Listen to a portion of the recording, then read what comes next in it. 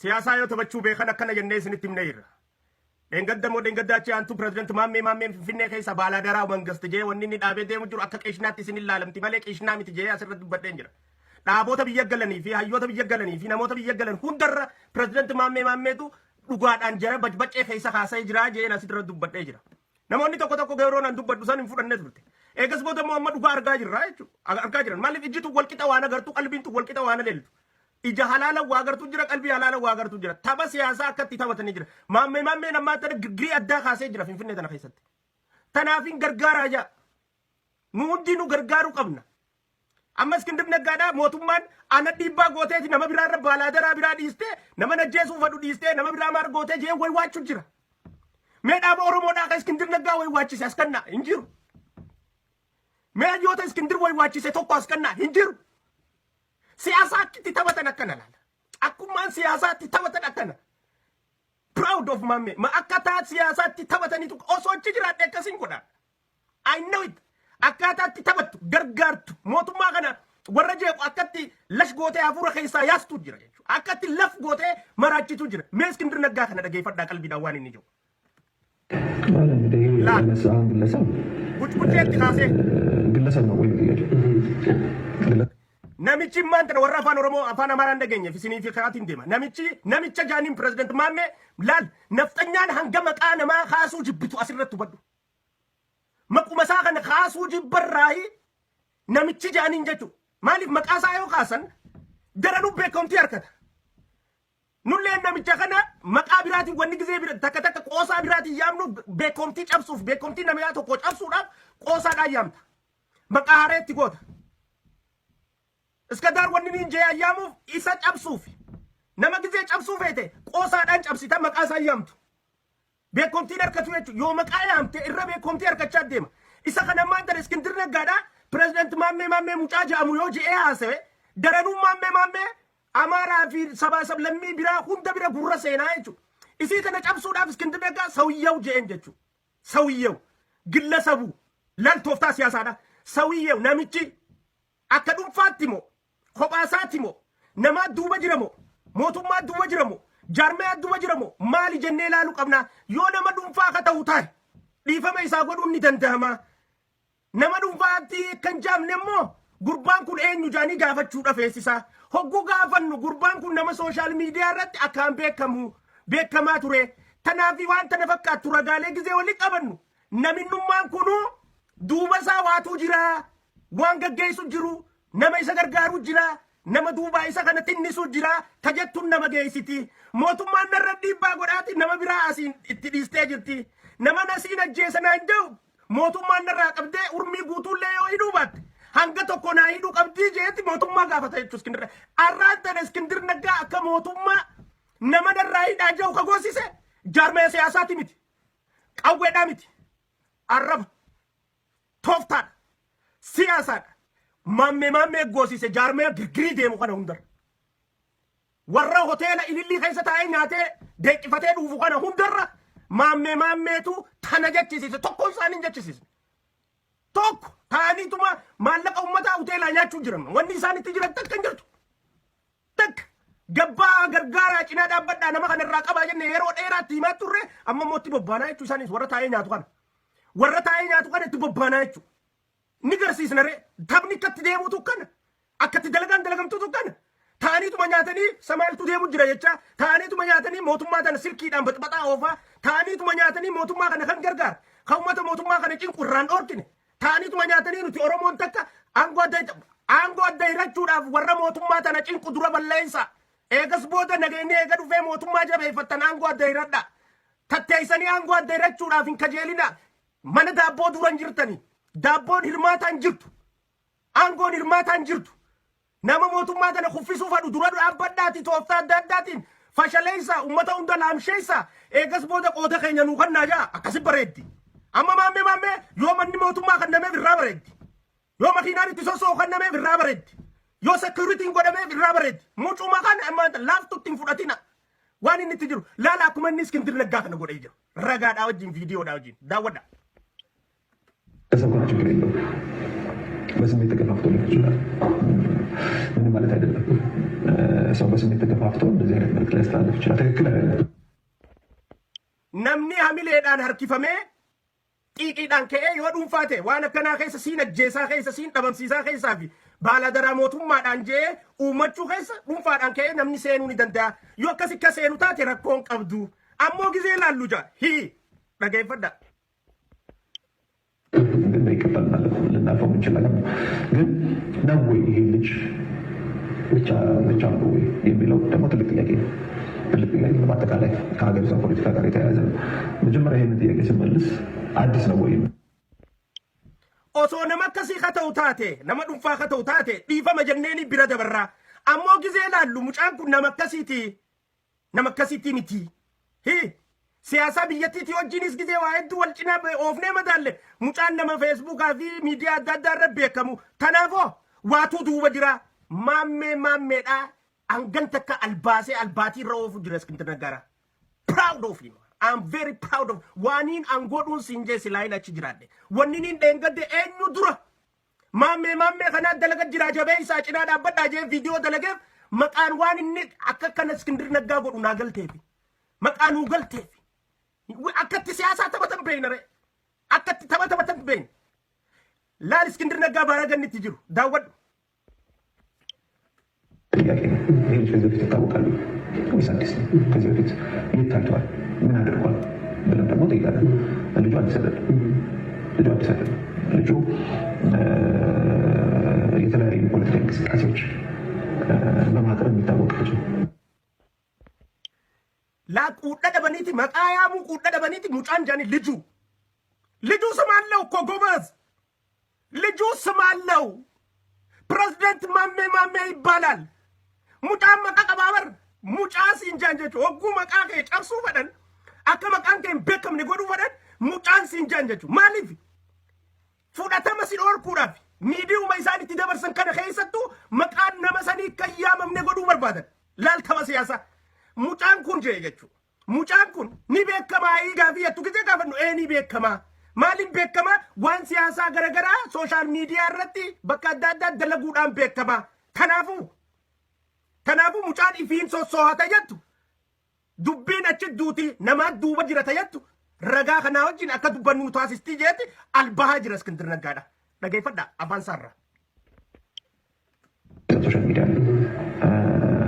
እና በጥቅሙ ማለት የምንችለው ልጁ ከበስተጀርባው ድጋፍ እንዳለው የማን ድጋፍ አለው እንትወሱ ለጊዜው ወኒኑ ትጀቹ ደንደኙ ጃ ሙጫን ይሰዱ በራ ገርጋርሰ ቀባ ገርጋርሰ ኤኙ ትጀቹ ዳፈሞ ኢትያዲስ ኑጀ ማሊፍ ኢትያዲስ ኑጀ ወኒ ኢትያዲስ ኑጀ ማኖ ጥቁ ዲዳፍ ዮ አበሉ ዱበ ጅረ ከጀው ታቴ ንቀበማ የቹ አከና ዱበ ጅረ ጃ ክጅብ አርካታቲ የቹ አኩማ ደንገተ ሂልተኒ ነዶር ከጀ ክጅብ ንረቀበመት አኩማ ደንገተ ተናንተ ጀ ክጅብ ንረቀበመት ሂልተኒቱ ሆቴላ ነዶር ከጀ ደንገተ ማሊ ሞቱማቱ ነዶር ከሂልተን ነዶር ከነጀ ክጅብ ደንገተ ሆኩ ክጅብ ሂልተን ገበየት ሞቱማን ቁመን ቀብዱ ናይሰ ዶር ከጀ ክጅብ ንሳች ጀለያ የቹ አማስ ማሜ ዱበ አበሉ ጅረ የቹ ወኒ ዲደፍ ክጅበሰን ማኖ ጥቁዲቱ ጅረ አሞ ሙጫ ወኒ ጀው መቃ ሙጫ ከነ በኩምቲ ዶር ኩዳፍ ሙጫ ከነ ዱበ ሞን ሙጫ እንጀው ከነ ማሜ ከነ ዱበ ነማ ጅረጃ ላል ገርጋርሳ ጅረጃ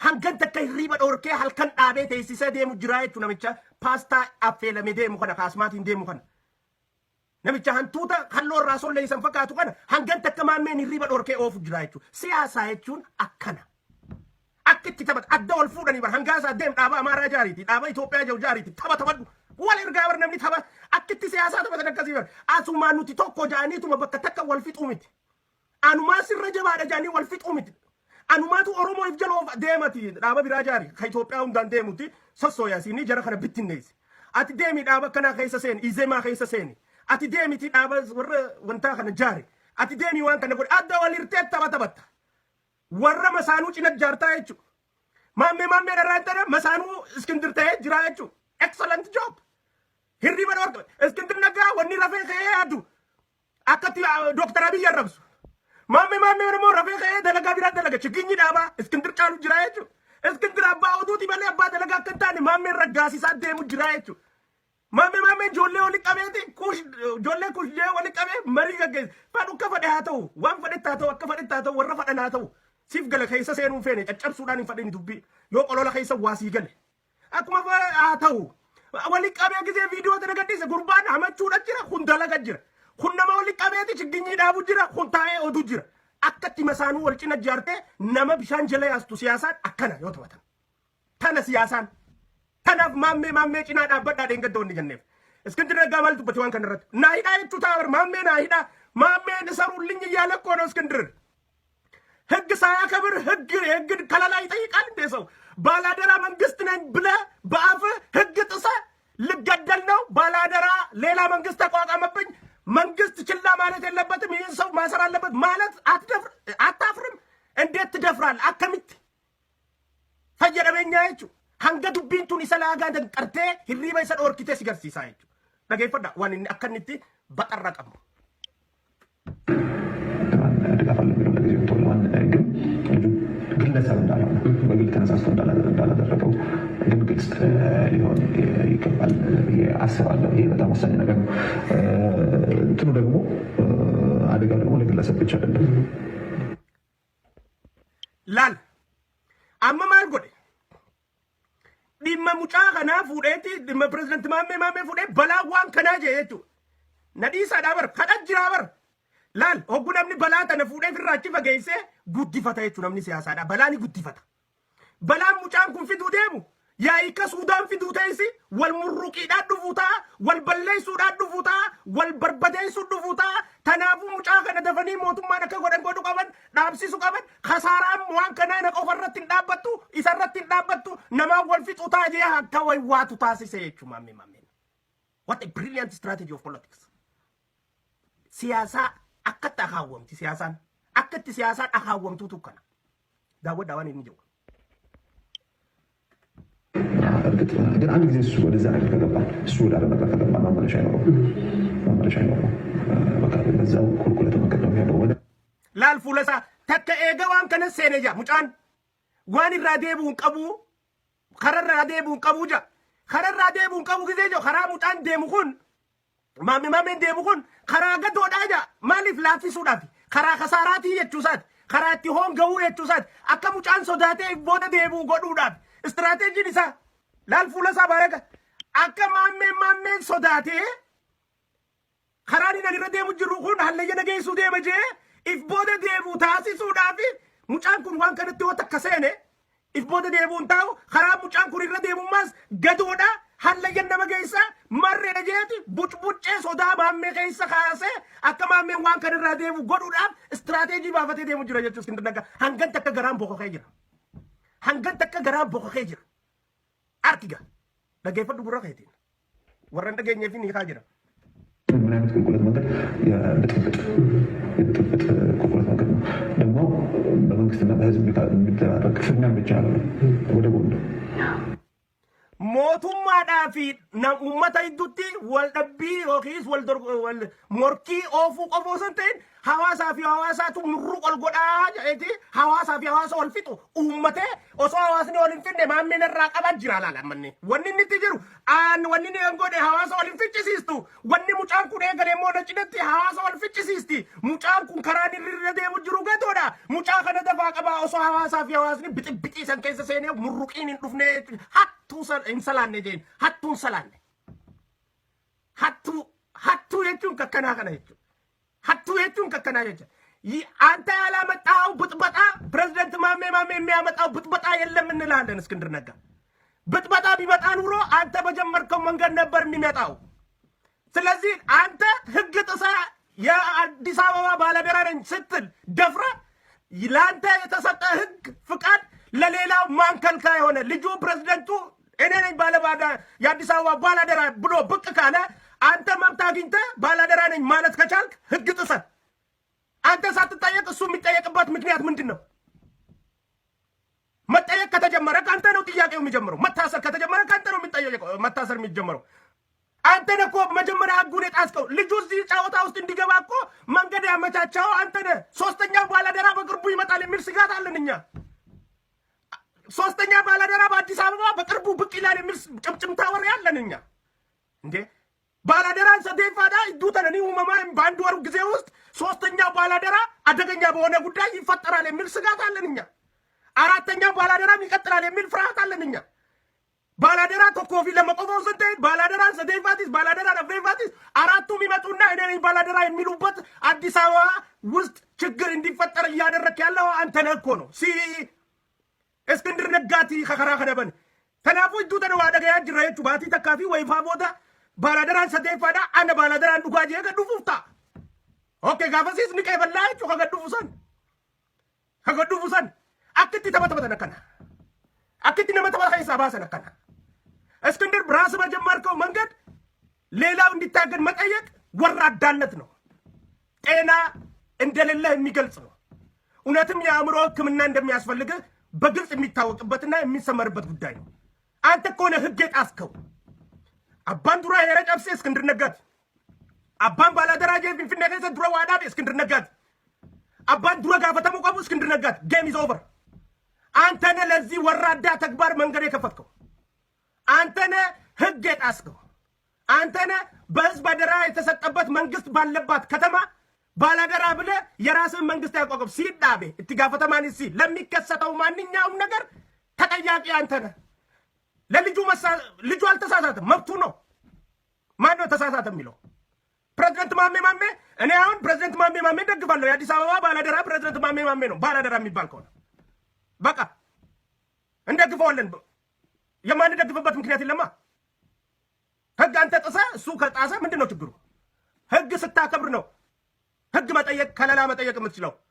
ኦሲፊ ሴረ ጨብሴ ማሜ ከሂደ ሙረ ከካሱ ጅር አንገተ ከማሜ ረክሴ ጅራይቱ ሁበድ ኦሮሞ አኪቲ ተበተበተ ነከነ ኦሶ ጃርሞ ዮኒ ብየ ከይሰ ጅራን አከነደለገን ይከም ኤሰ ጅራ ረስላ ኦሶ ወራ ዳምኒ ኦሮሞ ኢትዮጵያ ተነ ከይሰ በዳበ ኦሮሞቱ ራሄዱዳ ዳቦተ ዳር ዳምኒ ኦሮሞዳ ሄዱ ሲላ ዳምኒ ሄዱን ኩሩንቲ ደለጋደ ፍዶቴ ደለጉ ጅራን ያረ ኤሰ ጅራ ያ ኦሮሞ አመቶ ከቸከነተ ኤሰ ገኘ ሲላ ያ ኦሮሞ አመቶ ከቸከነተ ዋሜ ቀገት ዳበነ ያ ኦሮሞ አመቶ ከቸከነተ ዋሜ ቀንጅፈነ ያ ኦሮሞ ሲላ ደወልፉኔ አከልማን መሳኑቲ ወልጉበረት ይናፋ ወልይቁ ደደቡ አና አቺ ጣኑ ቀብ አና ሲዳብሩ ቀብ ፈረቃና አና ኩርሲ ሰናመልቴ አናቱ ማረቴ ሚጥርቆቴ ታኑማን ሚለወል ቀብኔ ወለርኪሱ ጅረመለ hanga mucaan kun dalagee takka osoo dhaabni qooda adda fudhatee dalagu jiraate arraantan abbaan fadhe sabboonummaa irrinaa jira mirree jira mixiqqoo jira maarriyyoodha namni haasa'u hin jiru jechuudha.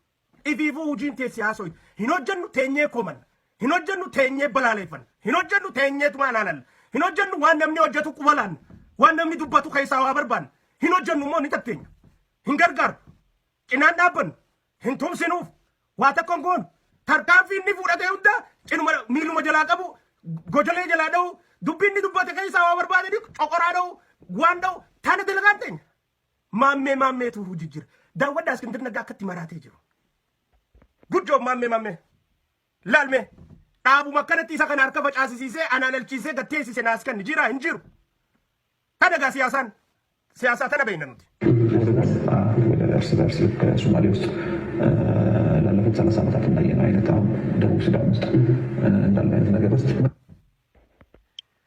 ዱቢን ሙጫን ኩን ኤገለጃ አካ ሶማሌ ከይሰቲ በረ ሶዶሚፍ ወልሙሩቂ ገሬሰኒtti nu oofaa jirti